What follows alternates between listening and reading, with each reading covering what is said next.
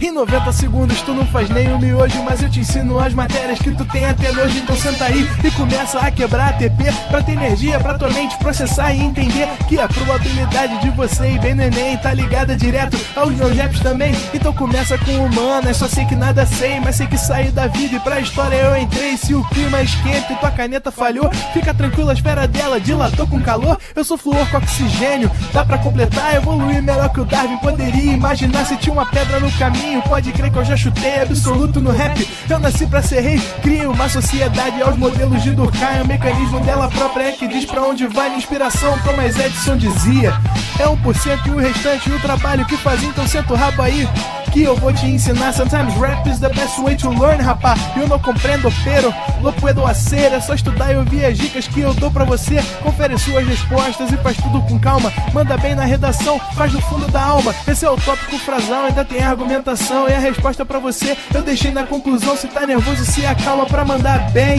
E se liga nos vídeos que eu te preparo pro Enem.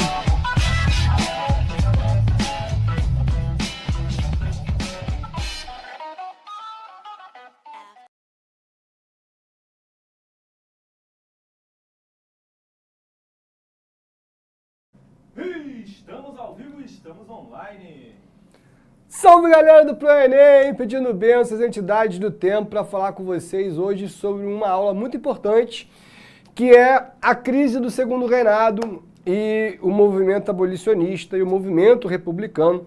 Então a gente está falando agora do momento da queda de Dom Pedro II, o momento do fim desse longo período de 49 anos que a gente chama de Segundo Reinado ou o Segundo Império do Brasil.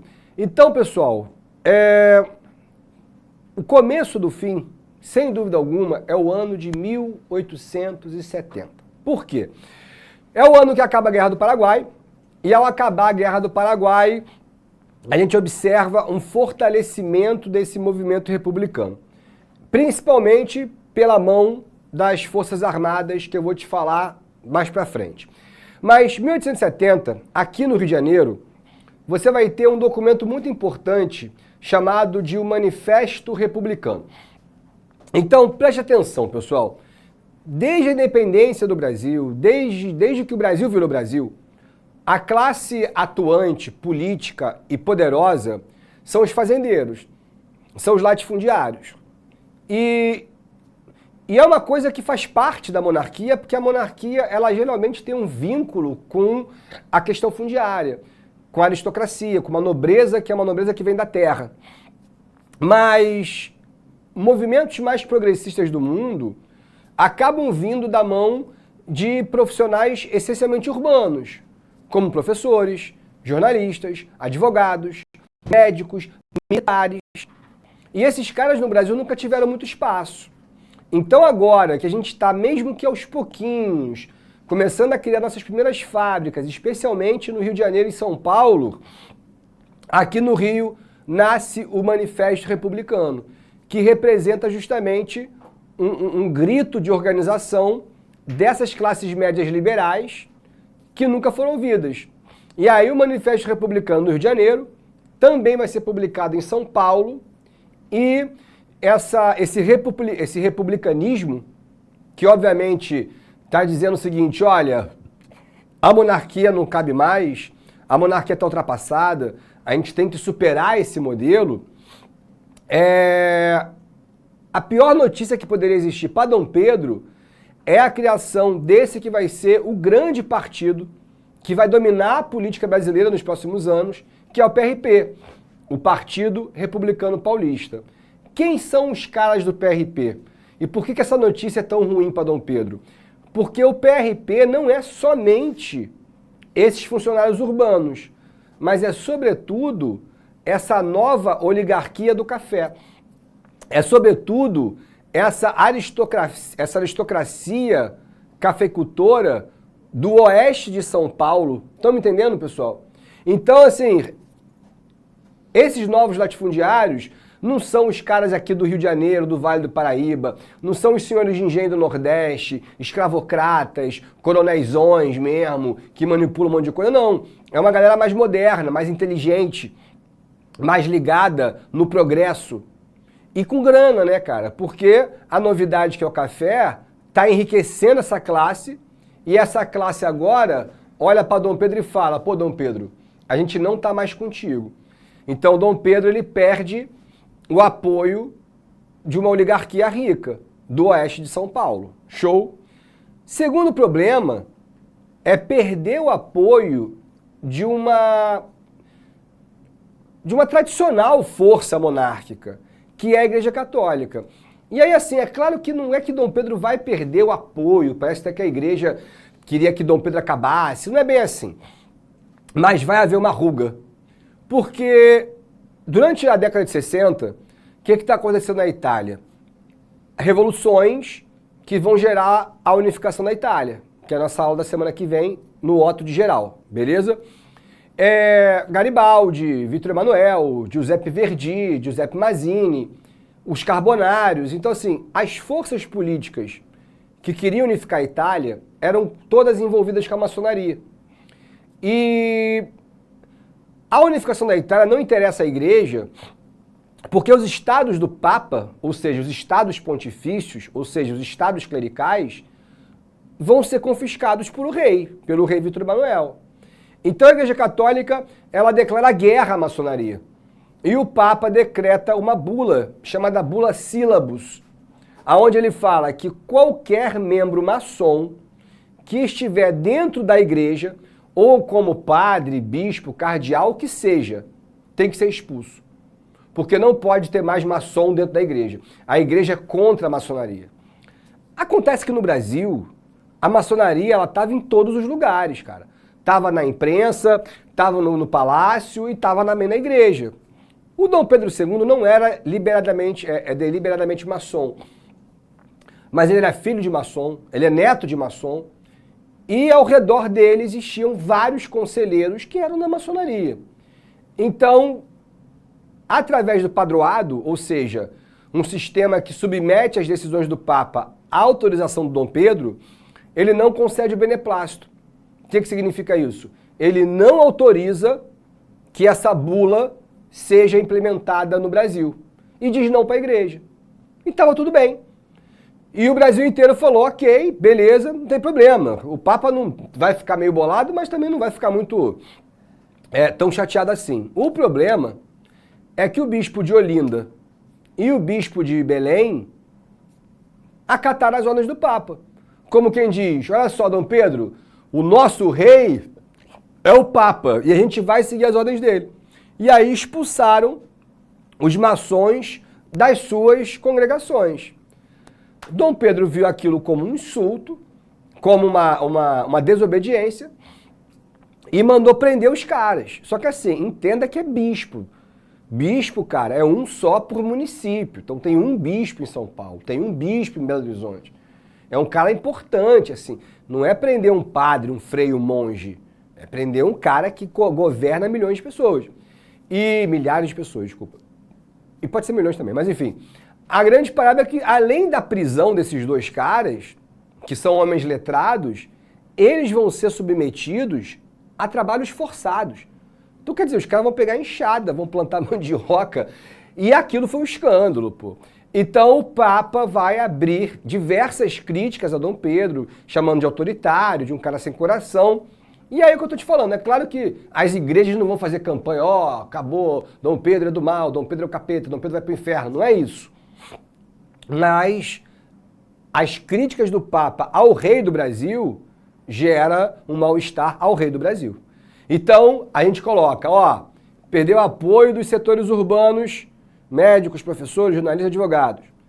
Perdeu apoio dos cafeicultores do oeste de São Paulo. Perdeu apoio da igreja. Então, assim, também não tem apoio dos militares. Então, quem apoia Dom Pedro ainda? Basicamente, duas classes sociais. Deixa eu dar um gole aqui, por favor, meu diretor.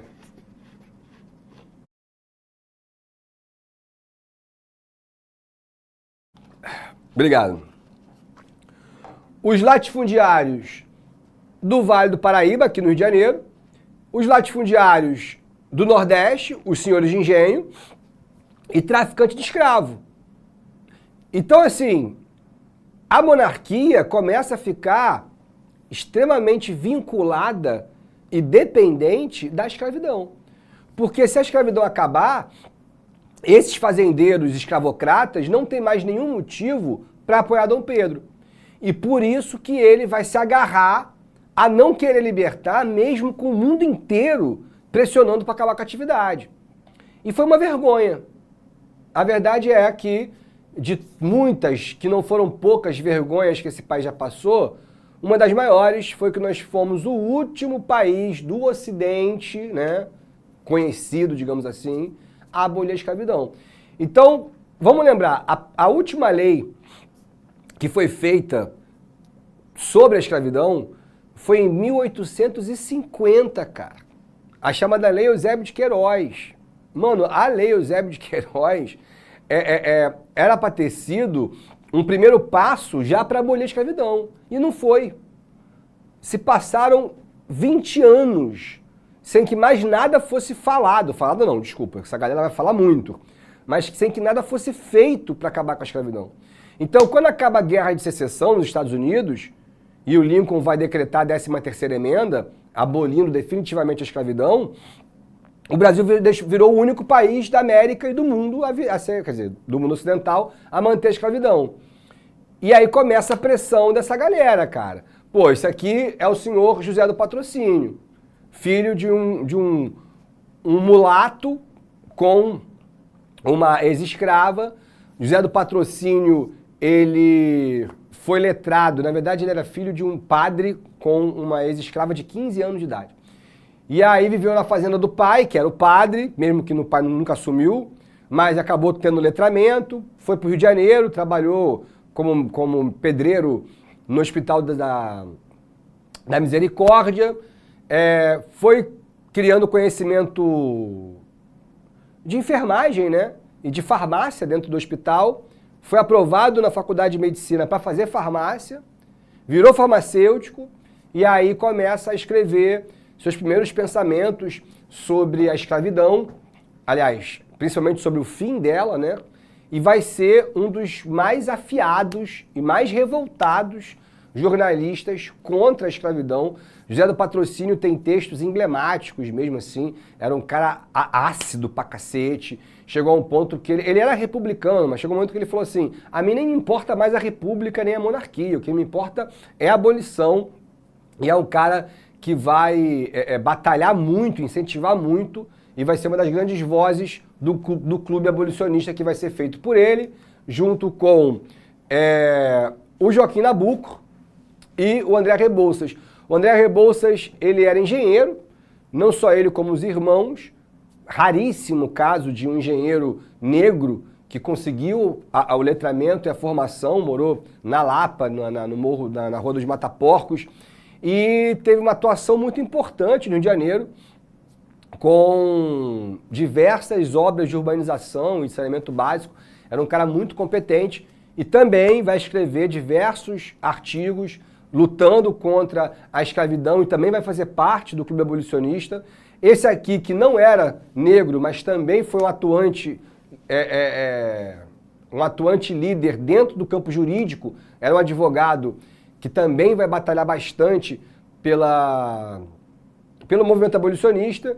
E talvez o mais importante tenha sido esse cara aqui, que é o Luiz Gama, que o Luiz Gama, ele morre antes desse clube abolicionista surgir, com Rebouças e patrocínio e tal. E ele tem uma história de vida muito, muito trágica, assim. Ele era filho de uma mãe escrava que lutou na revolta dos Malês, na Bahia, e acabou tendo que fugir da cidade para não ser presa. E aí o pai era um comerciante português, revoltado com a ausência da esposa, vendeu o próprio filho como escravo. Então ele trabalhou dos 10 aos 17 como escravo, fugiu e não foi embora, assim, fugiu, voltou para o local onde morava, conseguiu várias testemunhas e comprovou que nasceu livre e que foi escravizado de maneira ilegal pelo próprio pai. E aí ele ganhou a alforria. Quer dizer, de novo, né? Nunca tinha sido escravo, quer dizer, foi, mas de maneira legal. E aí ele veio ao Rio de Janeiro, consegue fazer seu letramento, consegue estudar, consegue entrar na faculdade de Direito e já como advogado ele atua menos na imprensa e muito mais nos tribunais. Esse cara, ele conseguiu durante a sua carreira de advogado a soltura, a alforria de mais de 550 escravos. Então esse cara tá de parabéns, irmão, assim, porque é uma vida dedicada a soltar gente do cativeiro, a libertar pessoas da escravidão. E, sem dúvida, é um dos maiores nomes desse movimento abolicionista. Porque é bom a gente falar sobre esse movimento e também lembrar que tá tendo rebelião escrava no Brasil inteiro, que tá tendo quilombo pra cacete no Brasil inteiro, porque parece que não houve resistência, parece que um dia a princesa Isabel acordou e falou assim, eu quero libertar os escravos e vai ser isso hoje. E não é assim, né, galera? Pelo amor de Deus. Teve luta, teve resistência, teve denúncia, teve organização política para pressionar as autoridades. É que no Brasil as coisas são muito difíceis. É tudo muito travado. É um domínio aristocrático muito grande. Então por isso que vem essas vergonhas, né? Primeiro, em 71, a gente vai ter a Lei Rio Branco. E a Lei Rio Branco é a lei do ventre livre. Vamos lá. Para você ter uma ideia, a expectativa de vida de um escravo era entre 28 a 32 anos, beleza? E aí parece uma coisa muito promissora, né? A partir dessa data, todo filho de escravo nasce livre. Então, daqui a pouco a escravidão vai acabar. Só que a mãe faz o quê com o filho? Nasceu o filho e fala, vai meu filhinho, voa por aí, vai. Não tem como, pô. Então a mãe vai ficar com o filho até os 15 anos, beleza? Com 15 anos, o proprietário escolhe. Ele pode libertar o menino e ser indenizado pelo Estado, ou ele pode usar a mão de obra do garoto por mais 15 anos para pagar os 15 anos que ele ficou na fazenda. Se eu te falei que a expectativa é de 28 a 32 anos, o moleque vai trabalhar até os 30, não mudou nada. E outra coisa, tu acha que até os 15 o garoto fazia o que na fazenda? Estudava? Aprendia a tocar violão? Porra, pelo amor de Deus. Então, assim, piada. Aí, em 85, a lei do sexagenário. Todo escravo que alcançar a idade dos 60 anos alcança a liberdade. Piada.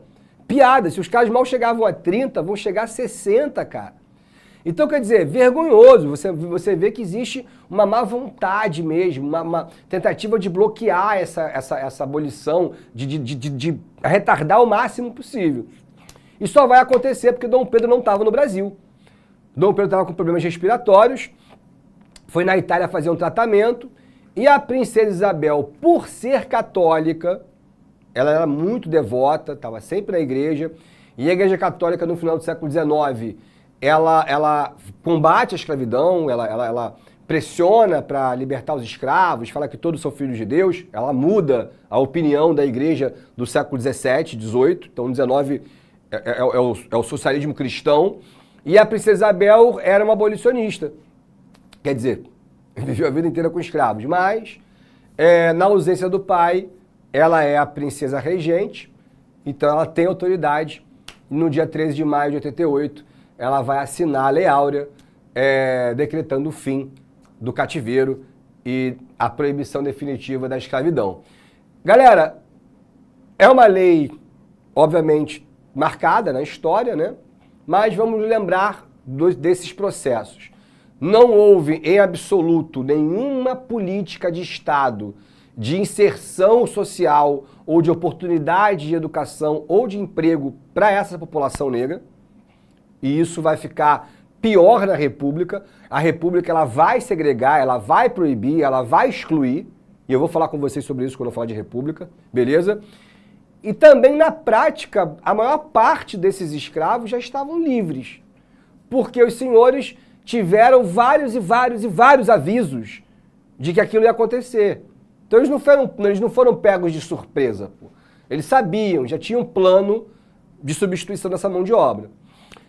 Mas a verdade é uma só. No momento que veio a abolição, a princesa Isabel olhou para o Rui Barbosa e falou: não te falei, conselheiro, que eu ia vencer essa guerra? E ele falou, a senhora venceu essa guerra, mas acabou de perder o trono. Porque ali acabou qualquer apoio à monarquia. A monarquia ali se finalizou de vez. Os latifundiários do Vale do Paraíba e do Nordeste viraram o que foi chamado de republicanos de última hora. Somos republicanos agora, não tem mais motivo para apoiar a monarquia. Eles querem lutar pela presidência. Show? E os traficantes de escravos desapareceram. Então, a família Bragança está completamente isolada. Beleza? E aí a questão militar, que é aquela que vai derrubar a monarquia. Tudo começa com esse cara aqui, ó, um tenente-coronel chamado Sena Madureira. E esse maluco era um maluco chato, meu irmão. Ele foi lá no jornal e escreveu protestando contra a aposentadoria. Dom Pedro foi lá e deu uma advertência a ele para ele não ficar reclamando demais. Aí, cara, no Ceará, o jangadeiro Francisco Nascimento, esse cara aqui, ele pega a jangada dele e vai lá para descarregar uma mercadoria. Quando ele chegou, o maluco olhou para a cara dele e falou, pega aí, rapaz. Ele, pum, pegou. Quando ele abriu, um monte de moeda de ouro. Aí ele falou, é para transportar o quê? Era escravo. O Francisco Nascimento jogou de volta, voltou remando e falou, ó, galera tá com escravo lá, hein? E é proibido o tráfico de escravos. E aí as autoridades prenderam todo mundo. E ele ficou muito famoso, porque tipo assim, era um cara analfabeto, humilde, pobre, que não aceitou dinheiro para denunciar a atividade escravocrata. E aí o Sena Madureira faz uma homenagem ao Dragão do Mar. Lá em Fortaleza tem várias homenagens a ele, quiosque, restaurante, boate, homenagem ao Dragão do Mar. E faz uma homenagem a ele na imprensa. E aí o Dom Pedro proibiu que qualquer militar fizesse qualquer declaração na imprensa. Deu um outro caô lá no Piauí com um coronel chamado Cunha Matos. Sena Madureira foi na imprensa mais uma vez defender o cara. E aí Dom Pedro falou, então ele está preso. E ele deu a ordem pro generalíssimo, o marechalíssimo, na verdade, Deodoro da Fonseca. Falou, Deodoro, prende esse cara, que isso aqui é um rebelde, é um cara que está me dando trabalho e não está me obedecendo. E Deodoro não prendeu. No momento que Deodoro da Fonseca não prende, desacata a ordem de Dom Pedro, aí é o momento que Dom Pedro fica realmente muito preocupado. Porque o Deodoro é o cara. Ele é o cara do exército, ele é o chefe do exército. E é um cara que conhece Dom Pedro há 50 anos. Porra, desde a praieira que o Deodoro da Fonseca tá lutando pelo Brasil. Sempre foi um cara do Império. E se esse cara desobedece ao imperador, a autoridade do imperador já não tá mais se fazendo. Já não tá mais se colocando. Entendeu? Porque a verdade é o seguinte, a imagem de Dom Pedro é uma imagem desgastada. A imagem de Dom Pedro é uma imagem de um idoso que já não está mais certo, é um idoso que está sempre dormindo. Então, teve uma vez que ele foi com o Conde D, o genro dele, no Colégio Pedro II. E aí o Conde D estava falando e as crianças começaram a rir. E ele ficou puto quando ele olhou, era o Dom Pedro dormindo. E olha lá, precauções que aconselhamos a Sua Alteza, o senhor Conde D. Quando tiver de visitar escolas, se Sua Alteza imitasse o seu sogro, Dom Pedro II, não teria nunca ocasião de contestar fatos históricos. Claro que ele não ia contestar. Por quê? Porque ele estaria dormindo. Então essa imagem de um Dom Pedro que representa o passado, de um Dom Pedro que representa a velhice, do Brasil ser a única monarquia da América, todo mundo é república, igual os Estados Unidos e a gente não. Então tudo isso começa a pressionar demais o fim da monarquia. Esse cara, um monarquista, conselheiro do Império, chamado Ouro Preto, ele vai tentar mandar ao parlamento uma proposta de reformas. Desativar o poder moderador, fortalecer o poder do parlamento, dar ao parlamento o comando do exército, dar ao parlamento o poder de nomear o primeiro-ministro, ou seja, transformar o Brasil em uma monarquia parlamentar de verdade, e não mais aquele parlamentarismo às avessas. Se ligou? E era a última tentativa para tentar acalmar os ânimos, mas era tarde demais. E talvez a última gota d'água tenha sido o baile da Ilha Fiscal. Esse era o momento do ano que Dom Pedro mais gostava, porque ali ele se sentia um soberano de verdade. Tinha tapete vermelho, as pessoas aplaudiam, e tinha um brinde ao imperador, e ele convidava famílias europeias, e saía em revistas francesas. Era na Ilha Fiscal, na Baía de Guanabara, que na época não fedia. Então, assim, imagina, devia ser a coisa mais linda, cheia de golfinho. E toda a alta sociedade brasileira e parte da Europa estavam aqui. Então estava todo mundo lá, Dom Pedro chegou de barco, todo mundo, o imperador chegou, tapete vermelho, Dom Pedro veio com a bengalinha dele, dando tchauzinho pra todo mundo, daqui a pouco ele caiu. E todo mundo... Aí seguraram, levanta Dom Pedro. Quando todo mundo levantou, se silenciou, ele disse: cai o imperador, mas não cai o império. Viva o Brasil, todo mundo viva o Brasil, viva o imperador. E aí os militares estão assim, né? Não cai o império não, né? Vamos ver. No dia seguinte começa 50 quilos de lagosta, 150 quilos de camarão, 50 garrafas de bourbon, não sei o que lá, caviar. E aí, meu irmão, um escândalo do que foi gasto no baile da Ilha Fiscal. Então, os militares estavam por um triz mesmo. E tudo começa, para variar no Brasil, por uma fake news, né? Dom Deodoro não foi trabalhar, o quartel ficava em São Cristóvão, e começa a rolar o boato. E tu sabe por que Dom Pedro não... Sabe por que Deodoro não veio trabalhar? Por quê? Dom Pedro mandou prender. Que isso, rapaz, tô te falando. E aí começa. Deodoro tá preso, Deodoro tá preso, Deodoro tá preso. E aí daqui a pouco todo mundo tá falando: Dom Pedro prendeu Deodoro, como pode? Um veterano da Guerra do Paraguai. E... Cara, isso foi 2 dias. O Deodoro não foi trabalhar porque tava com febre. Tava de boa. Mas... no dia 15 de novembro de 1889, o grande pelotão central do Rio de Janeiro saiu do quartel, todo mundo marchando, pá, pá, pá. Uns 2.000 homens vão até a casa de Deodoro. A casa de Deodoro até hoje ela tem esse nome. Para quem é do Rio, para quem é do Rio vai localizar. Você saiu da Central do Brasil e tem o Campo de Santana, que é uma praça fechada, cheia de árvore e cutia. Ao lado direito, na outra esquina, é a casa do Deodoro da Fonseca. Então, não existia as árvores e muito menos cutias, era um grande espaço, que já é chamado de Campo de Santana, e aqui, então, eles foram lá ver se Deodoro estava em casa ou não estava, e Deodoro estava. E aí Deodoro aproveita o momento e falou: ó, prepara todo mundo, arruma todo mundo aí, e aí todo mundo fica esperando.